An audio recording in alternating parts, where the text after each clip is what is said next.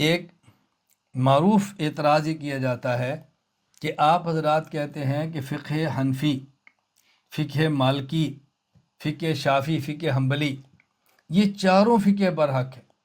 تو جب چاروں فقہ برحق ہیں تو آپ ایک فقہ پر عمل کرنے کو ضروری کیوں قرار دیتے ہیں؟ آپ کہتے ہیں بھی ایک امام کی تقلید کرو، ایسا نہ کرو کبھی ایک کا مسئلہ، کبھی دوسرے کا مسئلہ، کبھی تیسرے کا مسئلہ، ایسا کیوں نہیں آپ کرنے دیتے؟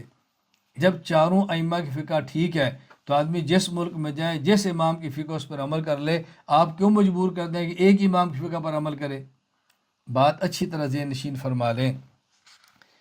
ہم کہتے ہیں یہ جو ہم کہتے ہیں کہ فقہ شخصی، ایک امام کی فقہ پر عمل کرو اور ایسا نہ کرو کبھی ایک امام کی فقہ، کبھی دوسرے کی، کبھی تیسرے کی، یہ بات ہم کیوں کہتے ہیں؟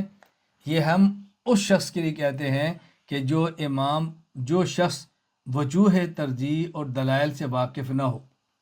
جو دلائل ترجیح سے واقف ہو اس کو چاہیے کہ دو ائمہ میں سے جس امام کے قول کو دلائل کی بنیاد پہ ترجیح دے اس پر عمل کرے۔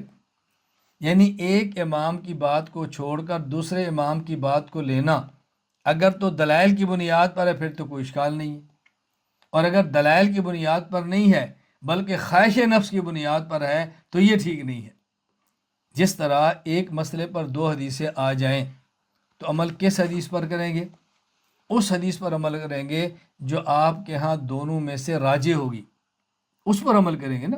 جو مرجوح ہے اس پر عمل نہیں کریں گے۔ ایک بندہ کہتا ہے جی یہ بھی تو حدیث ہی ہے نا، یہ بھی تو حدیث ہی ہے نا، اس میں فرق کیا ہو؟ ہم کہتے ہیں حدیث ہے لیکن پہلے دور کی ہے، یہ حدیث ہے بعد کے دور کی ہے، اس حدیث کے مقابلے میں دوسری حدیث موجود ہے۔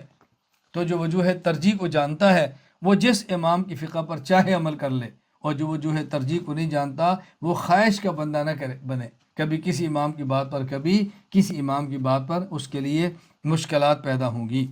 ایک سوال یہ کیا جاتا ہے کہ صحیح بخاری حدیث نمبر 4432 صحابہ کرام رضی اللہ تعالی عنہم کا جملہ موجود ہے، حسبنا کتاب اللہ، ہمیں اللہ کی کتاب کافی ہے۔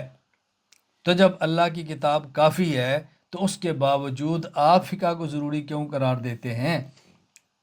صحابہ کہتے تھے ہمیں کافی ہے، آپ کہتے ہیں فقہ بھی ضروری ہے۔ جواب ذہن نشین فرما لیں۔ ہم نے کہا اگر حسبنا کتاب اللہ کہنا اس کا مطلب یہ کہ فقہ کی ضرورت نہیں تو کل کو وہ لوگ جو حدیث کے منکر ہیں وہ کہہ دیں گے حدیث کی ضرورت بھی نہیں، کیونکہ صحابہ فرماتے تھے حسبنا کتاب اللہ۔ تو ہم ان سے پوچھیں گے کہ جو لوگ کہتے ہیں حدیث کی ضرورت نہیں، بھئی دلیل، وہ کہتے ہیں صحابہ نے فرمایا حسبنا کتاب اللہ، تو ہم کہیں گے صحابہ کا یہ جملہ حسبنا کتاب اللہ یہ قرآن سے ثابت ہے یا حدیث سے؟ یہ حدیث سے، تو پھر مان لو نا حدیث کی ضرورت ہے۔ یہ جملہ بھی تمہیں حدیث سے مل رہا ہے، حدیث کے باعث سے تو نہیں مل رہا۔ تو وہ صحابہ کرام رضی اللہ تعالی عنہم اجمعین جو حسبنا کتاب اللہ فرماتے تھے وہی حدیث کو ضروری بھی سمجھتے تھے۔ جو صحابہ کرام حسبنا کتاب اللہ فرماتے تھے وہی صحابہ کرام تقلید بھی کرتے تھے، وہی اجتہاد بھی کرتے تھے، وہی فقہ پہ عمل بھی کرتے تھے، وہی مسائل فقہ کے استنباط کرتے تھے، وہی صحابہ کرام تھے۔ حسبنا کتاب اللہ کا صحیح معنی کیا ہے؟ کہ ہمیں کتاب اللہ کافی ہے۔ کیا معنی؟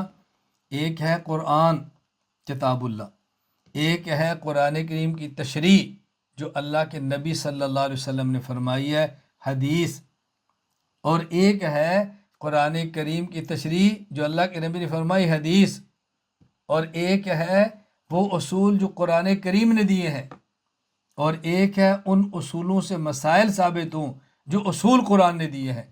تو حسبنا کتاب اللہ کا معنی یہ ہے کتاب اللہ کو بھی مانے اور کتاب اللہ کی تشریح رسول اللہ صلی اللہ علیہ وسلم کی حدیث ان کو بھی مانتے، اور جو قرآن کریم نے اصول دیے ہیں ان کو بھی مانیں، اور ان اصولوں کی روشنی میں جو مسائل نکلے ہیں ان کو بھی مانیں۔ یہ ہے حسبنا کتاب اللہ، یہ ہے حسبنا کتاب اللہ۔ بات اچھی طرح سمجھ لیں۔